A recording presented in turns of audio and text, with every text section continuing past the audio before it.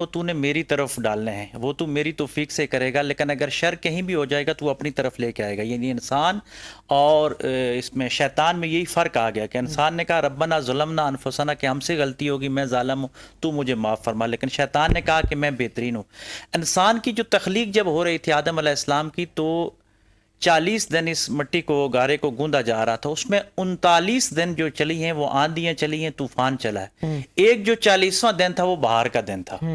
تو مفسرین فرماتے ہیں کہ اگر انسان کی زندگی 40 دن ہے تو 39 امتحان میں ہوتی ہے، ایک 40 دن جو ہوتا ہے وہ سکون والا ہوتا ہے۔ مقصد یہ ہے کہ یہ سٹرگل میں گزارتا ہے، کیونکہ اس کے پیرالل ایک اور زندگی اللہ تبارک و تعالیٰ نے آخرت کی زندگی دے دی ہے۔ اگر وہ زندگی وہ اپنے بندوں کو نہ دیتا تو پھر یہ زندگی جو ہے فلی لگژری ہوتی، سب کو نواز دیا جاتا ہے۔ یہ امتحان کے طور پہ بھیجا گیا کہ یہاں آپ آزمائے جاؤ گے، اور جو جتنے قرب میں آئے گا۔ حضور علیہ الصلوۃ والسلام کی آپ نے بات فرمائی تو آقا علیہ الصلوۃ والسلام نے اختیاری فقر اپنایا